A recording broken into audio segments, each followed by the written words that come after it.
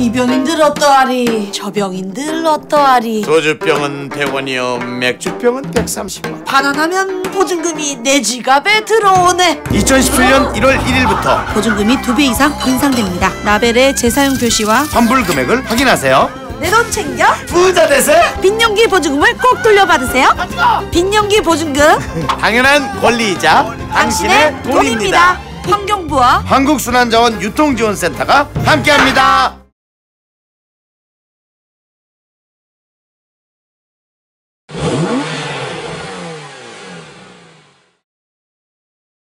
산업통상자원부가 주최하고 한국자동차공학회와 자동차 부품연구원이 공동 주관한 전기차 보급 활성화를 위한 전기자동차 포럼이 21일 양재동 더케이 호텔에서 개최됐습니다.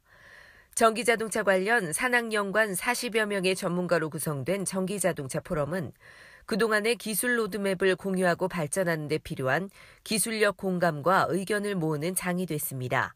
자동차 부품연구원 손영욱 선임연구원은 전기자동차 포럼을 소개하는 모두 발언에서 400km 이상을 주행할 수 있는 자동차를 개발하기 위해서는 배터리 용량뿐만 아니라 6가지 세부 분야의 기술 발전이 매우 중요하다고 강조했는데요. 이번 포럼에서는 구동 시스템과 고전압 부품, 공조와 열 관리 시스템, 2차 전지, 소재 경량화, 충전 시스템 등 세분화된 분과별로 제시된 부문별의 세부 기술 방향이 전달됐습니다. 한양대학교 홍정표 교수의 전력 기반 전기구동 시스템 기술 개발 현황에서는 출력 밀도 향상을 위한 비연구 자석 모터나 신소재 전력 반도체 등의 병행안이 제시됐는데요. 구동 시스템 분과를 비롯 공조 시스템 부문에서는 열관리 시스템 통합화에 대한 필요성이 제기됐습니다. 그래서 부족한 개별 부품 기술 향상을 지향하는 포럼 목적에 대해 좀 더 자세하게 알아봤습니다. 전기전화 시장은 이미 진입 단계를 벗어나서 확장 단계에 들어설 거로 보고 있습니다. 전기자동차 기술력을 보다 보면은 우리나라는 근 5년 동안 전기자동차 시스템 레벨에서 기술 개발을 많이 지원해 왔습니다. 그러다 보니까 완성차 수준의 전기차 기술력은 이미 선진국과 대등하게 진행되어 왔으나 그 내면을 들여다보면 부품 레벨에서의 기술 수준은 선진국에 대비해서 한 1, 2년 뒤처지는 걸로 보고 있습니다. 전기자동차의 부품의 기술 고도화를 위해서는 결국에는 중소기업의 기술 경쟁력을 강화하지 않고서는 우리나라가 전기자동차 기술 선점을 하기가 어렵다는 판단의 이름에 따라서 전기자동차 포럼에서는 세부 기술별로 기술 개발 로드맵을 발표를 하여 중소기업을 하여금 거기에 대한 가이드를 제시하고자 하는 게 전기자동차 포럼의 주요 목적입니다. 현대자동차 연구개발본부 환경기술센터 김기남 이사 역시 전기차 부품 공유와 선제를 강조했습니다. 아이오닉을 효시로 삼는 전기차 설계 최적화로 원가를 줄일 수 있는 점도 중요하지만 가장 기본적이고 중요한 부분은 부품 공용화라는 얘긴데요. 전기차와 플러그인 하이브리드, 하이브리드에 탑재되는 모터와 인버터, 배터리 등 3가지의 범용 기술이 근본인 만큼 겹집과 공유는 확실한 승산이 있다는 설명입니다. 또한 시스템 공용화 부분의 어려움을 극복하는 모듈과 셀, 전극 단계까지 고려하고 있다면서 현재 어느 정도 계획이 수립된 상태라고 말했습니다. 부품 공용화가 가능해진다면 굳이 전기차와 플러그인 하이브리드, 하이브리드 등 친환경차를 따로 구분하지 않고 몇 개의 세그먼트만으로 전 차종을 커버할 수 있다고 덧붙였습니다. 전기차 제품군 확장에 대한 계획도 밝혔는데요. 아이오닉은 소형차 플랫폼을 담당하고 중형과 제네시스급 이상급에서도 전기차 도입을 준비 중이라고 했습니다.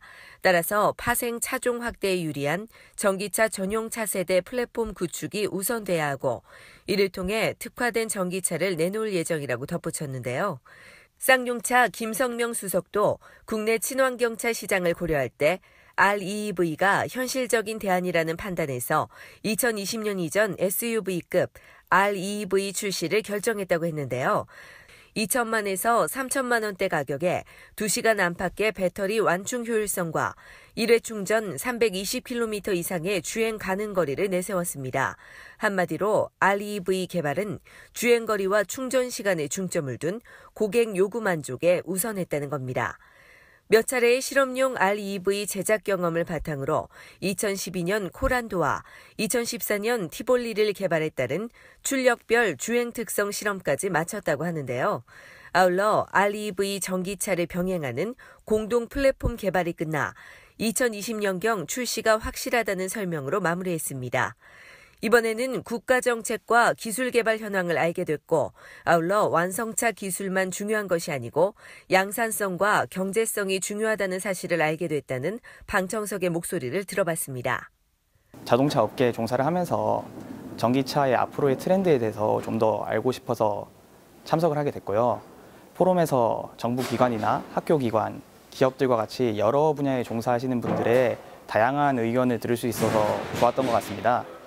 특히 모터를 만들 때 히토류의 가격이나 중국에서 독점을 하고 있다는 그런 제약들이 저는 엄청 인상 깊었고요. 기술력에서만 항상 공부를 했었는데 가격적인 측면이나 양산을 할 때도 여러 가지 많은 것들이 고려돼야 된다는 것을 배울 수 있어가지고 좋은 기회였던 것 같습니다. 현대차도 만만치 않은 친환경차 개발과 출시를 발표하면서 쌍용차보다는 기술력이 좀 더 앞선 것 같다는 분위기를 표출했는데요. 2020년까지 하이브리드 10개 차종과 PHEV 8종, 전기차 8종에 수소전기차 2종 등 모두 28개 종 이상에 달하는 친환경차 라인업 확대 계획을 발표했기 때문입니다. 기존의 리튬 폴리머 배터리 성능을 초월하는 전고체 전지와 금속 공기 전지 등 차세대 배터리 기술과 성능 테스트를 기반으로 내년 친환경차 분야가 승용차에서 버스로 확대된다는 건데요. 연말경 전기버스 출시를 예고했습니다. 현대자동차와 쌍용자동차, 르노삼성자동차 등 자동차 제조업체와 부품사, 학계 관계자가 최초로 한자리에 모인 이번 전기차 보급 활성화는 이전과는 사뭇 달랐습니다. 한마디로 이번 전기차 포럼은 한 걸음에 다가올 것 같은 전기자동차 시대를 대비해 지혜를 모으자는 뜻깊은 자리였다고 판단되기 때문입니다. 교통뉴스 손영주입니다.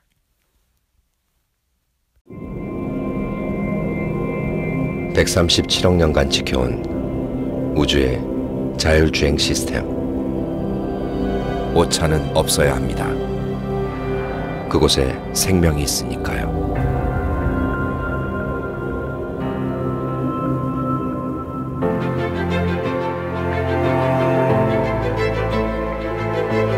사람이 타고 있다. 현대모비스.